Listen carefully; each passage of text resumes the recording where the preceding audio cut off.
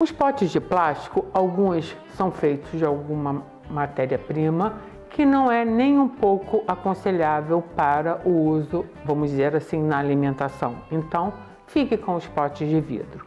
Esse meu aqui já foi devidamente esterilizado.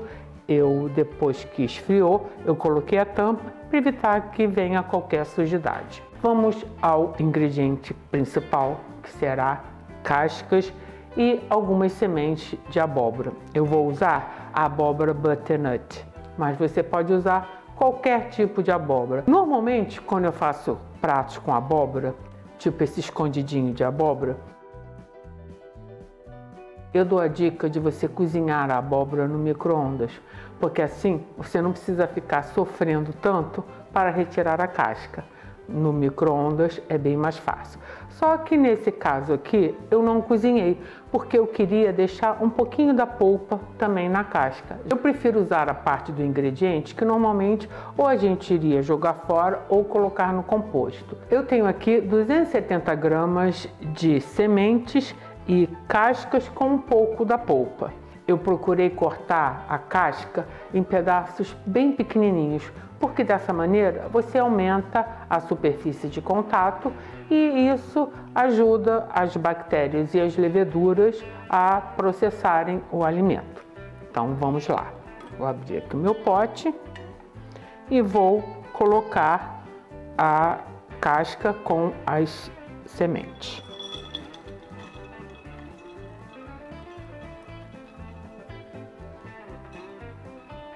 Agora eu vou colocar açúcar. O açúcar é usado como uma fonte de energia para que as leveduras transformem esse açúcar em álcool e as bactérias transformem o álcool em ácido acético. Eu vou usar o açúcar impalpável, também conhecido como açúcar de confeiteiro, em inglês o icing sugar. Eu tenho aqui 100 gramas, mas você pode usar qualquer outro tipo de açúcar. Eu não recomendo você usar o açúcar mascavo, porque senão ele pode tingir a cor do seu vinagre. A razão de eu estar usando o açúcar de confeiteiro é por ele ser mais fininho, ele se dissolve mais facilmente e assim também a gente dá uma forcinha extra para as leveduras e as bactérias.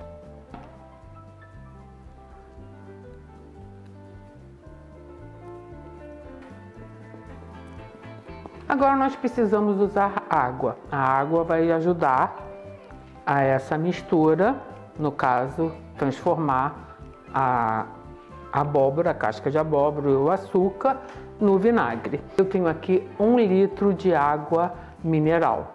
Não pode ser uma água clorada. Se na sua casa você só tiver água clorada, você ou compre água mineral, ou então você pode ferver a água e depois que ela estiver fria, você continuar o processo, ou então colocar a água numa vasilha ou numa panela de boca larga, cobrir com um pano de prato bem limpinho e deixar num lugar protegido de vento ou sujidades para que o cloro evapore de um dia para o outro e assim a água fique pronta para você utilizar. Então vamos colocar aqui a água. A razão de você não poder usar água clorada é porque o cloro ele impede o crescimento das bactérias. Agora eu vou usar um outro ingrediente relacionado à abóbora. Eu tenho aqui água do cozimento no micro-ondas da abóbora que eu fiz o escondidinho. Eu vou adicionar aqui até para ajudar no sabor. Eu tenho 100 ml. Mas caso você não tenha uma água de cozimento de abóbora, não se preocupe, não vai fazer nenhuma diferença se você não usar. Eu vou usar até porque eu fiquei com pena de jogar fora. E agora então eu vou mexer para incorporar bem. Vocês estão vendo que eu estou usando uma colher de silicone. No vinagre não é recomendado você utilizar nenhum tipo de metal para que não tenha nenhum processo de oxidação. Então use ou silicone, plástico ou madeira em qualquer etapa que você precisar usar algum utensílio. Vou misturar aqui bem.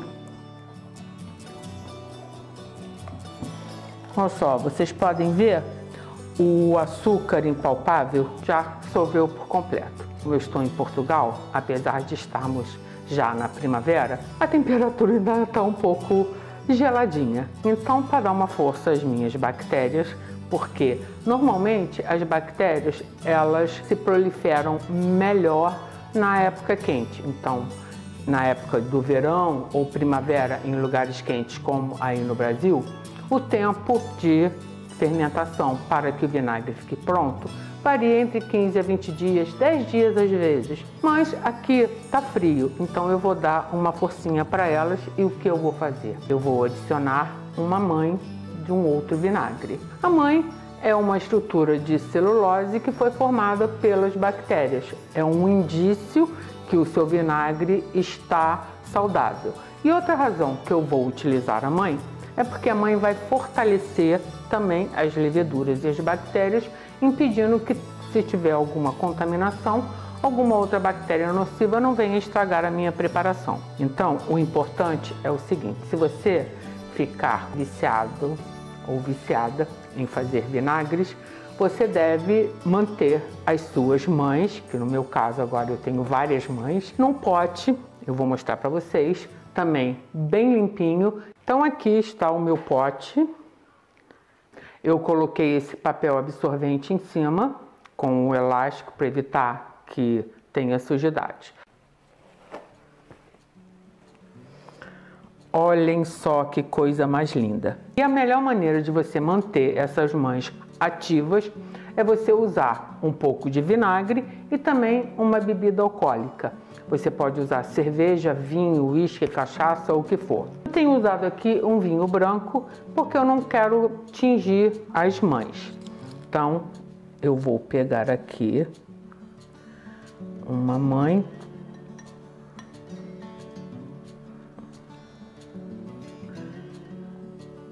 Olha, ela até quebrou porque ela tá novinha.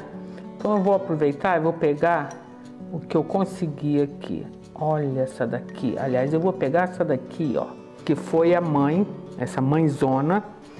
Vocês estão vendo aqui essa parte avermelhada? Foi a mãe que eu fiz o vinagre de pimentão.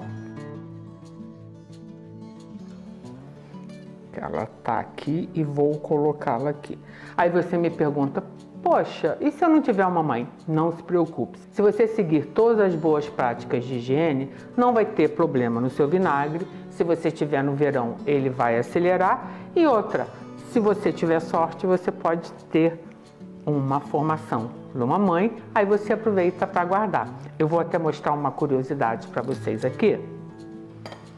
Deixa eu tampar aqui de novo o meu pote. Esse papel absorvente, por ele ser furadinho, ele deixa o ar circular, porque são bactérias aeróbicas, no caso tanto das mães quanto no procedimento da formação do vinagre. Nós não podemos, por isso que a gente não pode colocar a tampa, e sim a gente coloca um pano para proporcionar a entrada do oxigênio.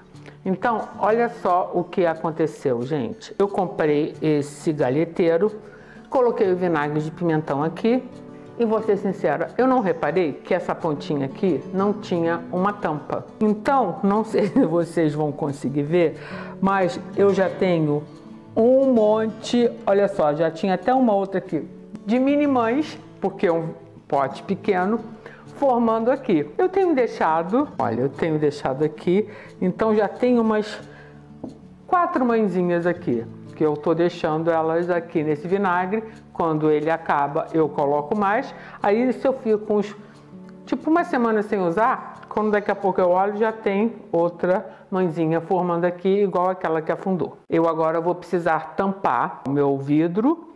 E também outra coisa, as bactérias gostam de um escurinho. Eu gosto de colocar no vidro um papel alumínio. E agora então, a gente deve cobrir com o paninho de algodão. Vou colocar um elástico aqui também na boca do meu pote para segurar o meu paninho e eu vou levar para um lugar protegido. Só que de 2 em 2 dias eu vou retirar o pano de algodão e com a minha colher vou dar uma mexida.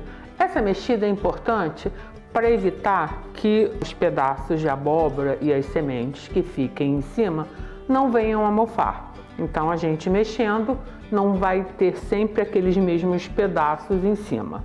Quando essa minha mistura já estiver se transformado num vinagre, eu volto e digo para vocês os indícios que mostraram que ele já está pronto e aqui em Portugal quanto tempo demorou para que ele chegasse ao ponto de um vinagre de abóbora. Então até lá. Após 19 dias na primavera fria, o meu vinagre já mostrou que para o meu paladar ele já chegou junto. Eu digo isso porque apesar de ter ainda uma grande parte boiando, já tem uma bela mãe formada aqui em cima. Ó, essa mãe tá bem firme, ela tá lindona. Vocês podem ver as outras que eu adicionei aqui. O perfume tá característico e o mais importante, para o meu paladar, ele está bem saboroso, tá bem avinagrado. Então, isso principalmente é um dos indícios que vai indicar se o seu vinagre estará pronto ou não. Por isso que eu volto a dizer, prove